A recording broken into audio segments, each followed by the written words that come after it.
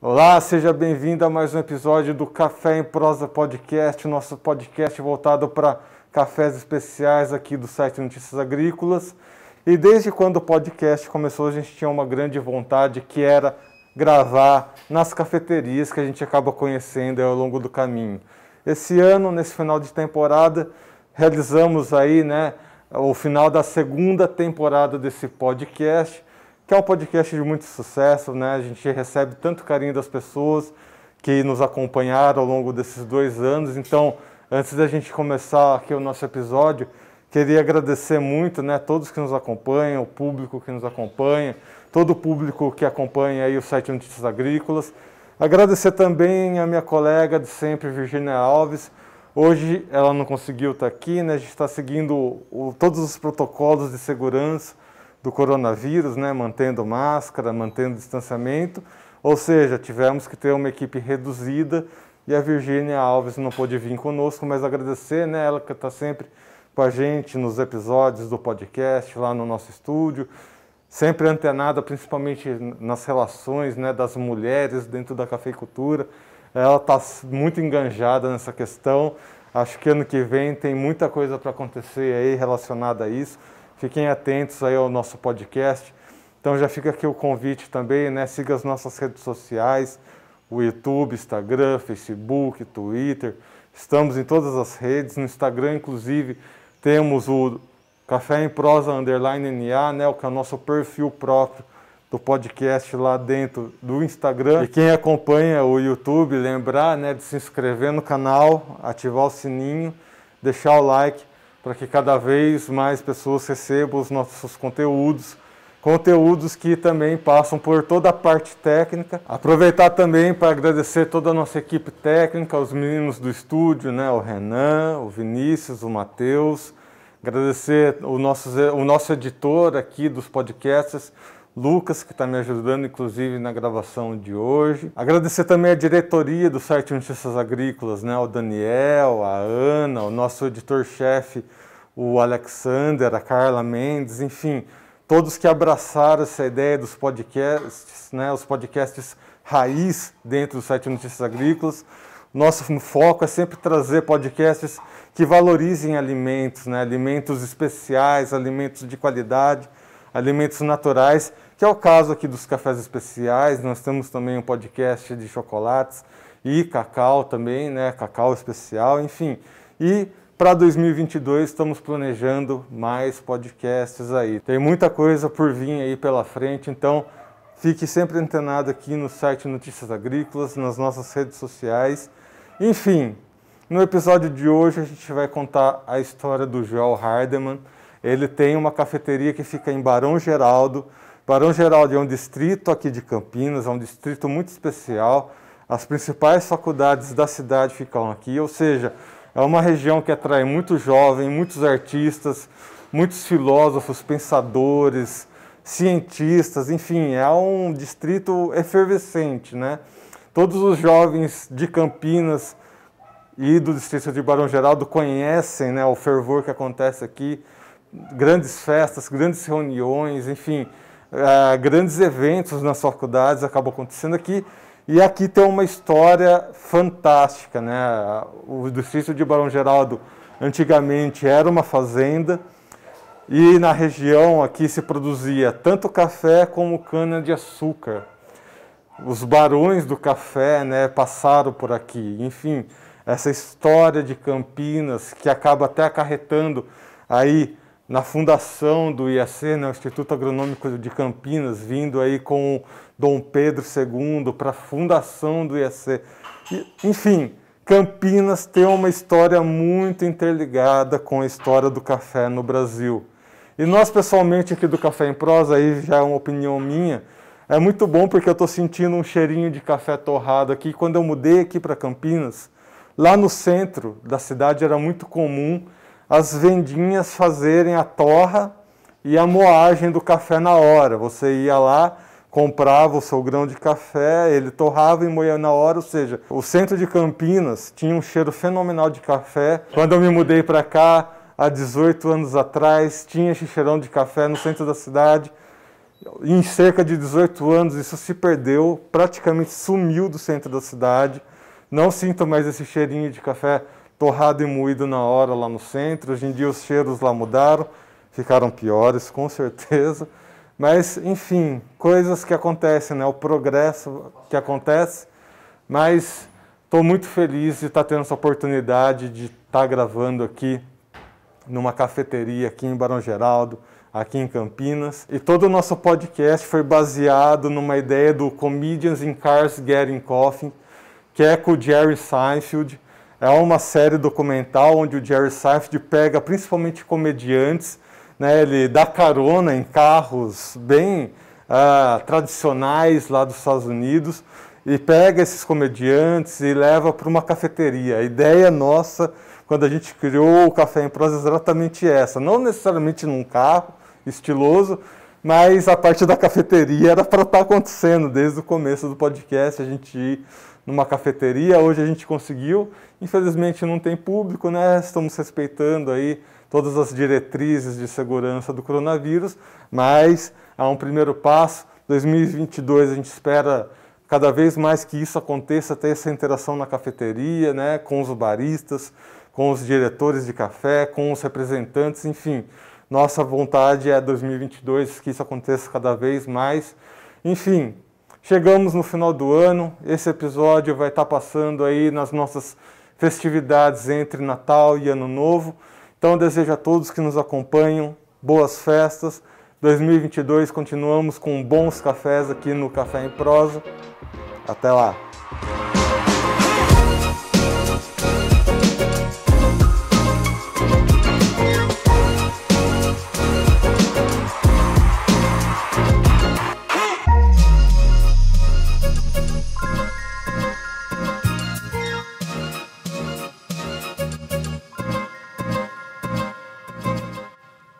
Bom, pessoal, como falei no começo, nesse episódio especial, a gente vai estar aqui então conversando com o Joel Hardeman, ele que é o proprietário aqui da 1727 Coffee Roasters, e ele vai contar um pouquinho da história dos cafés dele, um pouquinho da história dele, enfim, um pouquinho de todos os elementos que compõem essa cafeteria aqui, começando pelo principal, que são os cafés.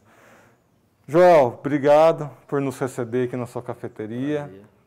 Conta um pouquinho, então, dos cafés que você tem aqui na 1727. Primeiramente, obrigado pela oportunidade de estar participando aqui com vocês da Café em Prosa, né? Eu acho que toda a oportunidade que a gente tem para divulgar o trabalho do Café Especial, a gente tem que abraçar e a gente tem que levar cada vez mais a divulgação, né, da bebida, do café em si, para o nosso público brasileiro que está acostumado a tomar um café que nem sempre é um café de boa qualidade, né? Então, assim, eu não consigo falar um pouquinho dos rótulos sem um pouco contar um pouco a história da 1727, que na realidade a gente homenageia o ano que inicia o ciclo cafeeiro no Brasil, né? O café, ele foi descoberto na Etiópia e ele sai da Guiana Francesa, né, e entra no Pará em 1727. E os rótulos dos nossos cafés, eles direcionam aos personagens dessa história, né? Então a gente conta um pouco da história da vinda do café para o Brasil através dos rótulos do nosso café, né? Então, por exemplo, a gente tem aqui o Grão Pará, que foi onde chegou o café no Brasil pela primeira vez, em 1727. Depois eu tenho um mapa ali, a data e as cidades em que o café foi entrando no Brasil, adentrando até achar o cinturão do café, que eram as cidades com melhores condições climáticas, né, para o desenvolvimento do fruto, né, do café. Então a gente homenageia esses personagens da história dando o rótulo nos nossos cafés. Os cafés hoje que a gente tem aqui, eu trabalho com algumas fazendas no sul de Minas, na Alta Mogiana também, Monte Santo de Minas, Santo Antônio do Amparo, a Fazenda Guariroba, que é uma grande parceira nossa, que tem a maior parte da produção de cafés especiais voltadas para a exportação. Hoje esse também é um outro dilema que a gente enfrenta, dos cafés especiais, que estão sendo reconhecidos internacionalmente, o café brasileiro, que antes era muito conhecido como um café riado, um café mais de usar em blends, né? hoje ele está sendo reconhecido pela grande qualidade dos cafés que estão chegando aí, os cafés brasileiros estão sendo reconhecidos internacionalmente e uma grande parte desse café está sendo voltado para exportação, né? E quais são as variedades que você tem aqui de cafés? Esse ano, a gente está agora numa entre-safra de café, né? Então está saindo a safra 2021, chegando a safra 21-22, e eu tenho trabalhado com 9 variedades de grãos aqui. Eu tenho o catuai vermelho, o catuai amarelo, eu tive o catuai 62, o arara, bourbon amarelo, eu trabalho também com o catiguá, o topázio, que são grãos fermentados. Eu acho interessante ter uma diversidade um pouco maior, mesmo porque muitos brasileiros não sabem que existe uma grande variedade de cafés, né, arábicas no mercado, né? Então a gente está acostumado aí no supermercado e a gente nem olha qual mesmo porque os rótulos não trazem qual é a variedade, porque são usados muitos blends e muitas misturas. Nas cafés especiais, nas cafeterias de cafés especiais, a gente tem esse cuidado, né, de mostrar a variedade, de mostrar de quem é o produtor, a cidade e de onde vem o grão. E trazemos também assim, uma análise sensorial desse café. O que esse café pode trazer na xícara potencialmente, né, para o consumidor, né? Evidentemente, a análise sensorial, elas são feitas por especialistas, que se discutem entre eles qual o sensorial daquele café especial. E isso vai muito também de acordo com a sua, que eu chamo sua biblioteca sensorial, né? A biblioteca sensorial é aquilo que você está acostumado a cheirar, a ver, a comer diariamente. Então isso também te remete no café especial, que te dá essa possibilidade, né? Abre um leque de possibilidades para que você tenha uma experiência diferente com cafés. Isso é uma questão dos cafés especiais e das cafeterias que se envolvem com cafés especiais. Você tem o trabalho do barista, né, de toda a dirigência, e tem o key grader ali que ajuda nessa questão sensorial. Você chegou a trabalhar com key grader? Como é que você fez essas experiências sensoriais nos seus cafés? A experiência sensorial, eu particularmente não sou um key grader graduado. Eu estou me preparando para fazer a prova de key grader. Eu tenho um background de cafés, porque eu cheguei a trabalhar, morar no exterior, trabalhei com cafés especiais no exterior, foi onde eu comecei a ter a minha introdução com cafés especiais, né, por incrível que pareça. E as análises sensoriais, elas vão ocorrendo dentro mesmo do seu processo de trabalhar com cafés especiais. Nós, como torrefadores, né, nós somos uma micro-torrefação de café também. Se você não consegue ter uma boa análise sensorial ou um bom controle de qualidade do café que você está torrando, né, ou mesmo comprando café verde, você não consegue também desenvolver um trabalho legal. Então, assim, apesar de não ser um key grader graduado, eu já estou no mercado de cafés especiais há uns 8 ou 9 anos, e há 5 anos eu estou mexendo com a torrefação. A gente faz a torra do café. Eu já participei de vários cursos, já participei de vários concursos, já participei de vários debates, né, que me remetem à análise sensorial do café. Não necessariamente eu tenho necessidade de ter um título de key grader, né? Isso te ajuda para quando você trabalha com uma trade, você quer exportar um café, ou que você queira trabalhar no mercado internacional de cafés, que é exigido que o laudo seja assinado por um key grader. O título não menospreza as pessoas que trabalham, que não têm o título de key grader no mercado de cafés especiais. Existem muitos baristas competentes que conseguem fazer uma análise sensorial competente, né, com qualidade, mas não tem o título de key grader, porque é um título que exige é caro aqui no Brasil. Hoje, para você ter um título, está em torno de 7, 8 mil reais para você fazer a prova. E é um título que só te soma se você trabalha no mercado internacional de cafés, né? Ou se você quer se projetar como, trabalhar como um provador de café, eu diria assim, tá? Mas para gente que está na cafeteria, que está trabalhando com o público, a gente tem esse controle de qualidade nosso, a gente sempre discute isso internamente, entre os baristas, entre as pessoas que torram, e o que é melhor é a opinião do público, né, do nosso consumidor, das pessoas que vêm e tomam o café especial e provam os nossos cafés e tenham uma avaliação do que uma opinião dessas pessoas, né, se está bom, se não está ruim. Isso aí é fácil de você obter, né, junto com os clientes, né? Então, se você prova um café ou uma bebida que não é boa, que não te dê assim, um prazer em tomar, você já vai falar, ó, esse café não está legal, isso aqui não está bom. Mas a partir do momento que você toma uma bebida, come uma comida e se sente prazer naquilo, né, que te dá um prazer, não te deixa uma sensação ruim na boca nem nada, isso já é um indicativo também de qualidade, né? E daqui dos seus cafés, qual que você diz que são os carros-chefes aqui? Olha, eu gosto muito da variedade, um Catuai vermelho e o Catuai amarelo, né? São dois cafés que eles performam bem nos métodos que nós usamos aqui. Eles performam bem no expresso, né? A gente tira um expresso de qualidade com esses cafés.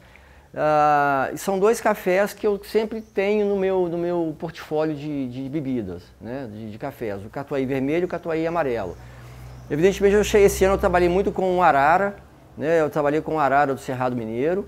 Esses cafés, o Catuai vermelho e o Catuai amarelo, são de duas fazendas diferentes. Uma é da Fazenda Guariroba, Santo Antônio do Amparo, e outra é da Fazenda Nova Aliança, em Monte Santo de Minas. Então são dois cafés extremamente de alta qualidade, né, e proporcionam uma bebida extremamente limpa e bem balanceada, corpo, doçura, acidez. Cada um com a sua característica, mas que eu coloco ele numa prensa, eu coloco esse café no Aeropress ou no Expresso, e eles têm um resultado fantástico. Esse ano também, agora, eu tive a oportunidade de trabalhar com alguns cafés fermentados, né? Entrando aqui um pouquinho mais na dinâmica dos fermentados, porque o público, de uma maneira em geral, ele já está mais curioso, né? Eu tenho clientes que frequentam a cafeteria e chegam, qual a novidade de hoje? Apesar de eu ter 9 grãos no meu bar, né, para servir, tem alguma coisa diferente? Como se fosse, né, o café, como se fosse ali na esquina e pegar um café diferente para fazer, porque tem todo o processo por trás de preparo, também da bebida, na torra, no perfil de torra, na preparação dos métodos, né? A gente tem que fazer todo o sensorial nos vários métodos para saber se aquele café performa bem ou não, né? Então tem todo um trabalho do barista, do pessoal da torrefação, para achar um perfil melhor para aquele café. Então não é uma coisa muito rápida de se fazer, né? De ter um grão novo no mercado, um produtor me oferecer um grão novo, e amanhã esse café já está aqui para ser provado, né? Então isso exige um certo, tem um lead time um pouco mais prolongado aí, né? Então os cafés, voltando aos cafés fermentados, eu tive uma recepção muito boa do público esse ano, uma curiosidade muito grande de provar cafés diferentes, né? Fora esses que eu tenho no nosso portfólio de linha, né? Dos cafés especiais, mas curiosos para saber o que está chegando no mercado novo e qual a opção nova que a gente tem de sensorial. E o café que eu experimentei seu quando eu vim aqui pela primeira vez foi o Palheta, que é um Catuai amarelo. O Catuai vermelho. Vermelho, né? O Palheta, o rótulo Palheta é um Catuai vermelho, ele sempre vai ser um Catuai vermelho. E esse que você provou, muito provavelmente era uma peneira moca, né, da Fazenda Guariroba, e é um café extremamente gostoso de tomar. Eu estou usando ele essa semana inteira no Expresso, aqui. Está dando um expresso fantástico também. O que eu senti, né, isso eu já tinha visto, né, alguns comentários, que o Catuai ele é um bom café de entrada, principalmente para quem está começando nos cafés especiais. É um café que não assusta, né, não é forte, assim, tem a sua doçura ali, é bem suave. E como a gente tirou aqui na hora, né, você moeu para mim aqui na hora, e eu nunca tinha tomado um café moído na hora, né? Com exceção de quando eu mudei aqui para Campinas, mas ali não era café especial. Café especial mesmo, o primeiro que eu tomei moído na hora foi esse seu.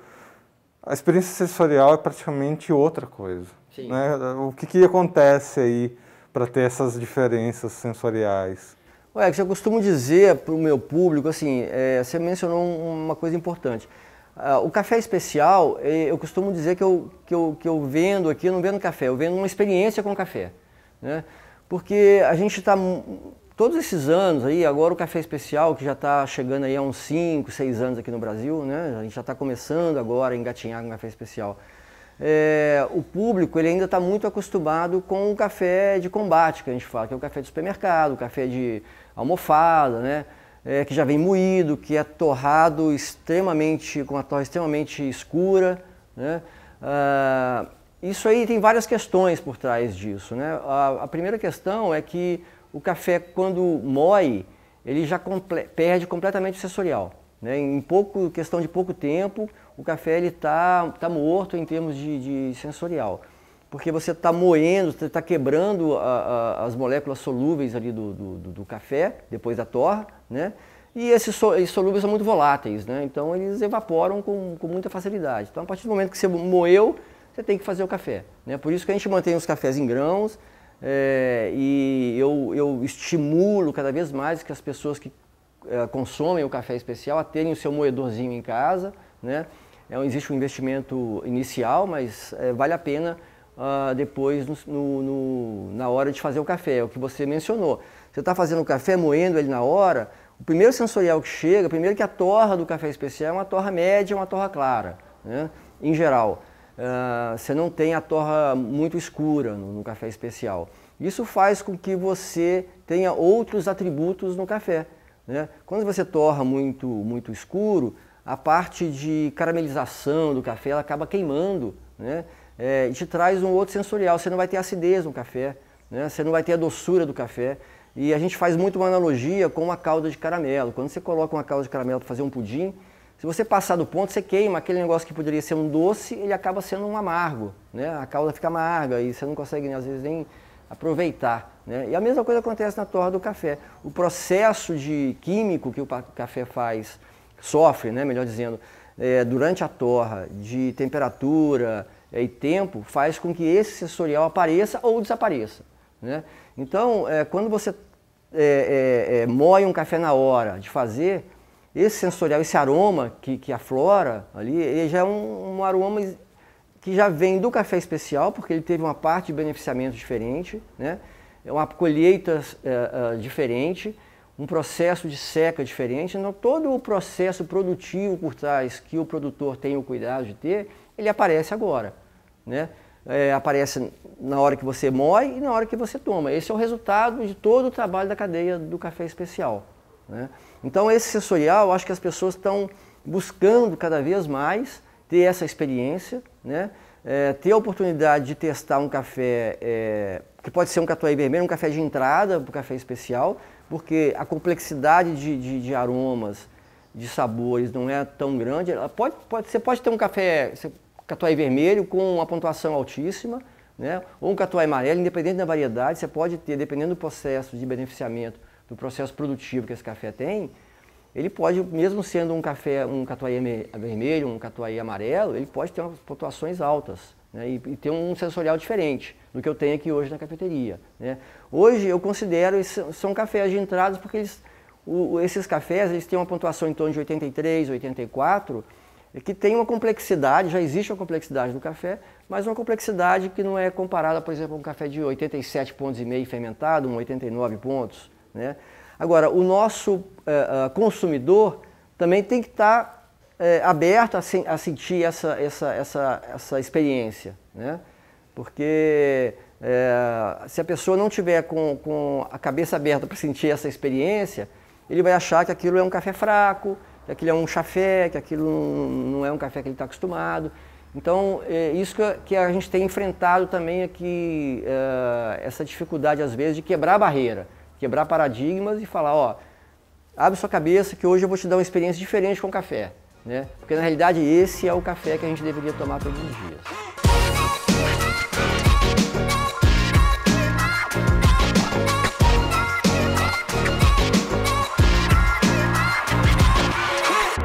Bom, a gente está falando de café, nada mais justo que eu ir tomar um cafezinho aqui com o Joel. Opa, saúde. Saúde. Bom, Joel, continuando a nossa conversa, quero entender um pouco da sua história dentro da cafeicultura, dos cafés especiais. Bom, legal. Assim, a minha história ela é recente, eu considero uma história recente dentro do café. Começou há 8, 9 anos atrás, né, quando eu me interessei pelas cafeterias, né, como negócio, como business. Eu vim de uma área corporativa, né, trabalhei como financeiro no setor automotivo, porém eu sempre meu pai tinha uma fazenda de café quando eu era muito pequeno, né, lá em Minas, e isso com o tempo veio na minha memória, veio trazendo para mim essa lembrança. Eu me lembro perfeitamente da secagem do café no terreiro, né? No pilão ainda, o pessoal moendo café no pilão, descascando o café no pilão, minha mãe torrando o café numa panela, não era nem um globinho que a gente tem aquela bola hoje, era uma panela mesmo redonda. Enfim, mas como negócio, isso me despertou há uns 8, 9 anos atrás. Eu comecei a me especializar na área de café. Depois que eu fiz um MBA de finanças, etc., eu comecei a migrar mais para o café. Comecei a fazer o curso de barista, comecei a frequentar mais cafeterias. E aí foi onde deu o start do meu business plan para uma cafeteria. E um pouco antes de abrir o negócio, né, de fazer o meu voo solo, eu fui morar no exterior. E no exterior, evidentemente, eu fui trabalhar com café também, e eu tive a oportunidade de conhecer as pequenas torrefações de café, né? E isso me chamou muita atenção em termos de agregar uma outra perspectiva no meu negócio e fazer uma coisa que eu ainda não tinha participado, que era a parte da torra do café, né? Então, eu tive muito contato no exterior com uma torra pequenas torrefações, bem maiores do que eu sou hoje, né? Mas, de qualquer forma, eles me mostraram um outro caminho que eu pudesse, e isso me despertou, e eu acabei agregando isso no meu business plan. Onde que foi essa experiência? Eu morei em Vancouver por 2 anos, aproximadamente. E para minha felicidade e sorte, Vancouver na época era uma cidade de muita vanguarda para café especial, né? Então, em cada bairro que eu visitava em Vancouver, cada cafeteria, eu achei muito notório isso, porque uma cafeteria ela serve 2 ou 3 bairros ao mesmo tempo, ou seja, cada bairro ele tem uma pequena torrefação, né? Então, mas ao contrário, né, no exterior você pode ter grãos de vários países, né? O que no Brasil você não consegue. Hoje a gente só pode torrar grãos brasileiros, né? Eu não consigo, por exemplo, ter um grão da Etiópia, um grão da Colômbia, um grão do Peru, enfim, são Costa Rica, Guatemala, né, que são cafés de alta qualidade, e essa vantagem eles têm no exterior, de poder fornecer ao público deles experiências diferentes, com sensoriais diferentes de vários países, né? E aqui no Brasil a gente não consegue isso. Então isso veio acendeu uma chama, né, dentro de mim, e isso acabou incorporando no meu business plan a parte da torrefação, e isso trouxe para mim um outro ânimo, uma outra dinâmica no meu negócio, né? Então foi assim que isso aconteceu. E você abriu a 1727 aqui em Barão Geraldo, que é um bairro jovem, mas que é um bairro que tem história. Aqui, necessariamente, era uma fazenda que não tinha, né, nem café, nem cana, mas tinha o Barão de Mauá, que era a fazenda do lado aqui, ali tinha café. Você acha que essa história de Barão Geraldo, de você ter a cafeicultura aqui, influencia no seu trabalho, influencia nas pessoas que vêm te procurar aqui? A localização, sim. A história eu acho que não, porque o público que tem aqui hoje o Barão Geraldo cresceu muito, né? Apesar de ser uma região muito pertinente, né? Importante para o café, para o desenvolvimento de café aqui na região de Campinas, né? Mas o público hoje ele é muito eclético aqui em Barão Geraldo, né? Com a vinda da universidade, isso traz também outros imigrantes ou migrantes internos do Brasil para cá, que não conhecem necessariamente a história de Barão Geraldo, né? Eu, por exemplo, eu sou mineiro, eu sou de Belo Horizonte, eu moro em Campinas há 20 anos, né? Mas, voltando um pouquinho ali à história da cafeteria, 1727, o ano que o café vem para o Brasil, isso é muito vigente aqui na cafeteria, essa história. Ela fica muito aflorada, porque todo lugar que você olha, a gente fala sobre... No meu cardápio eu tenho um pouco da história, a importância de Campinas no cenário, né? Os rótulos, de novo, remetem a isso. Até o Barão de Mauá. O Barão de Mauá é um rótulo meu. A Vila de São Carlos é o nome, que hoje é o Catuai amarelo. ele era o nome de Campinas na época, né? Então essas histórias vão despertando no público, né? Por que o nome é assim, por que é assado? E isso traz com que a gente também consiga entrar um pouco nessa história do café aqui na região de Campinas, principalmente na região de Barão Geraldo. Mas tem condomínios aqui que chamam Barão do Café, você tem as fazendas aqui ainda, né, que remetem a essa época do ciclo cafeeiro aqui na região. Então isso, de uma certa forma, eu não sinto que isso ajudou meu negócio, mas ajudou a complementar a história do nosso café. Coincidentemente, isso não foi pensado o 1727 para Barão Geraldo. Foi pensado em 1727 como a história do café, né, como a história de uma cafeteria que poderia remeter à história do café, e a gente veio parar em Barão Geraldo, o que veio agregar também essa parte da história aqui do empreendimento. Eu estou reparando até mesmo essa tabela atrás do balcão, a gente viu, né, quem acompanha o Café em Prosa, quando a gente foi lá para Santos, né, no Museu do Café, tem uma tabela muito parecida, que era a comercialização de commodities, café, né? Era assim, né? Exato. Na base da tabela. E a gente fez uma adaptação disso para o nosso cardápio visual aqui, né? Mas é tudo linkado, né? Porque a gente as pessoas veem, que legal isso, já foi no Museu do Café, já conhece o Museu do Café em Santos, né? Hoje Campinas também tem um Museu do Café, mas eu acho que ele precisa ser um pouco mais explorado, né? Em termos de ter um acervo um pouco melhor aqui em Campinas, mas o de Santos é fantástico, o Museu do Café lá, e a gente se inspirou nisso exatamente para trazer esse outro elemento de história do café, né? Então a gente busca trazer esses elementos da história para a cafeteria, para que as pessoas despertem a curiosidade nas pessoas e a gente tenha a oportunidade de falar um pouco da história do café aqui no Brasil, né? Eu acho que um próximo passo nosso, adiantando um pouquinho aqui na nossa prosa, eu mostrar aqui na cafeteria a forma como o café especial ele é tratado hoje dentro das fazendas, né? Como o produtor exige muito do produtor para que a gente tenha hoje aqui uma bebida de qualidade, né? O que o produtor passa, quais são os perrengues que os produtores passam hoje. Nesse ano a gente teve seca, né, na época da florada, enfrentaram uma geada fortíssima, né? Hoje o preço... Agora chega a chuva, chega uma chuva vendaval. Vendaval, né? Então, tem vários produtores que depois mostraram gelo, né? No meio da plantação. Então, tudo isso, o nosso consumidor que chega para tomar um café, às vezes não percebe, né? Então, esse é um próximo desafio que eu acho que as cafeterias, café especial principalmente, elas deveriam ter, né?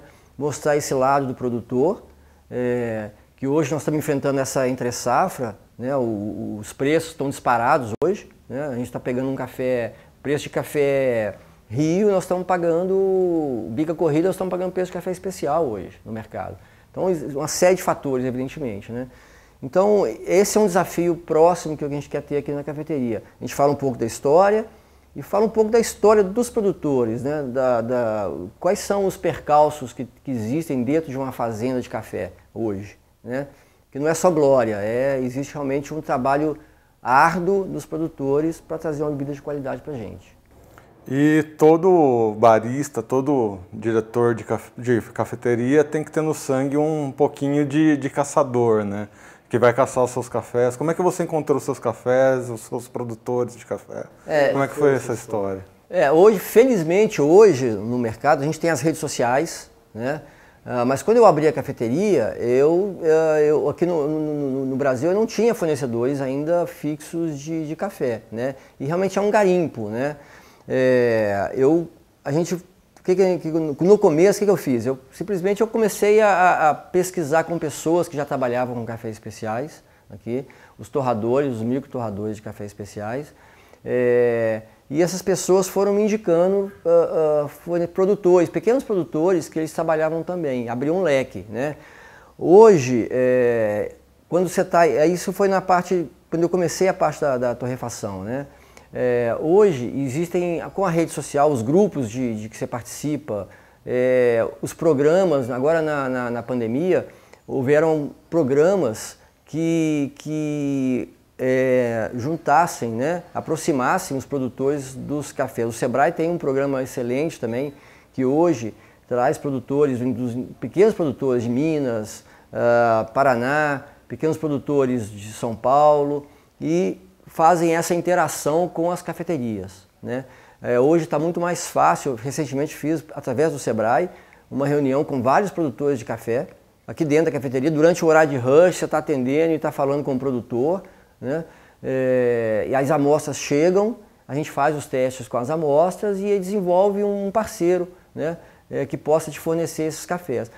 A parte de garimpagem, existem colegas que realmente saem da cafeteria, que saem da torrefação, vão até o campo, torram a amostra no campo, levam um pequeno moedor, um pequeno torrador de café, com uma qualidade assim, incrível, que te dá um perfil de torra, né, no próprio produtor, na fazenda ali, e eles conseguem desenvolver. E hoje o café especial é isso, eu acho que existe as pessoas, os torradores, as pessoas que buscam café especial, elas se conversam muito, né? Existe essa interação e existe essa participação. Olha, eu estou com um café legal aqui, você quer? Um produtor, ele está vendendo tantas sacas, se você quiser, eu te cedo uma, eu te cedo. Então essa interação existe entre a gente hoje, entre o público, para que o nosso público ele possa testar um café diferente também, né? Então, essa parte de mídia social ajudou muito a gente hoje na pesquisa de café e no descobrimento de café especial. Hoje eu estou muito atrelado aqui na operação. Hoje eu não consigo me desvincular muito da operação para sair. Recentemente eu visito as fazendas que eu trabalho hoje. São 4 fazendas que a gente já tem um link, né, com essas fazendas. E agora na safra eu visito as fazendas, provo os cafés e depois eu trago. E os microlotes eu conto com o apoio dos amigos e do Sebrae. E a gente vai peneirando e vai garimpando mesmo para trazer uns lotes diferentes. Muito bem. Bom, Joel, mais uma vez, obrigado por nos receber aqui na sua casa, na sua cafeteria. Seja sempre bem-vindo ao podcast. Muito obrigado. Aqui é o site Notícias Agrícolas. Eu que agradeço, Erickson. Obrigado pela oportunidade de falar um pouco da cafeteria, do café especial, da história do café aqui na cidade. E as portas estão abertas. Quando quiser, é só passar para tomar um bom café. Valeu. É isso, pessoal, né? Primeira cafeteria de muitas que a gente pretende visitar aí, né, ao longo de 2022, conforme toda essa maluquice do coronavírus for passando, a gente vai cada vez mais mostrando aí essa realidade das cafeterias e quem sabe, né, dos próprios produtores de café, que é importante também a gente estar visitando. Então, continue acompanhando a gente. Para finalizar o vídeo, vocês vão conhecer um pouquinho do processo de TOR, né, que o Joel vai mostrar para a gente, como que é esse processo da qualidade aqui da cafeteria. Mas aqui estamos encerrando, então, esse episódio do Café em Prosa. Valeu, um abraço.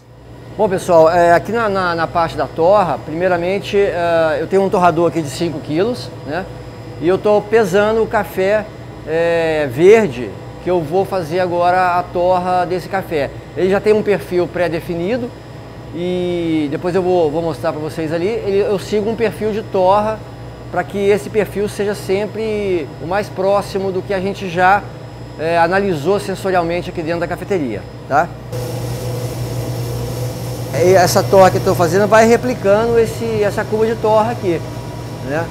Então ele replica a curva de torra e faz com que o sensorial desse café, teoricamente, não se altere, e aí eu não tenho uma diferença muito grande no bar, na hora de servir o café. Eu tenho um desvio padrão aqui, né, e dentro desse desvio padrão eu preciso analisar ou não o café depois da torra. Aqui é a temperatura do meu tambor, e aqui é quanto o meu grão está ganhando a cada 60 minutos. A cada 1 minuto o grão está ganhando 23 graus de temperatura, tá? Então, isso aí tem um tempo de seca, tem um tempo de mylar, desenvolvimento, tem um tempo, depois que ele estoura, que ele dá o crack, ele ganha uma outra... Tudo isso vai ajustando aqui no gráfico.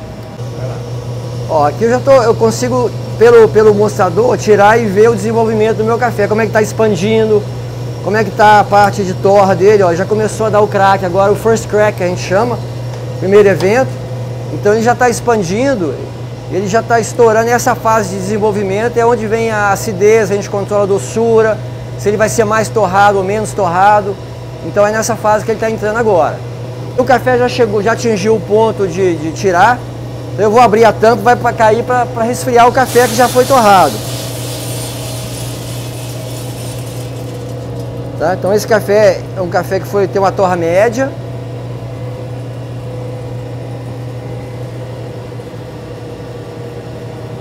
E aqui ele fica resfriando, ele deve resfriar em uns 4 minutos para chegar à temperatura ambiente, mais ou menos. De 4 a 5 minutos para atingir a temperatura ambiente.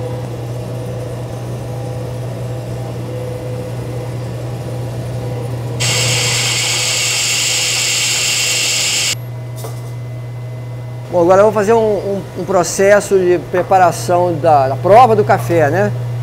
O café que foi torrado vai ser provado. É uma prova que a gente chama a prova de colher, né, que é o cupping, e anotando o sensorial desse café. Então é um exemplo da prova que os provadores de café, como eu mencionei lá antes da entrevista, que os skill graders fazem, né, é exatamente esse tipo de prova que eles fazem para saber se o café é bom, se o café tem um potencial legal para café especial ou não. Tá?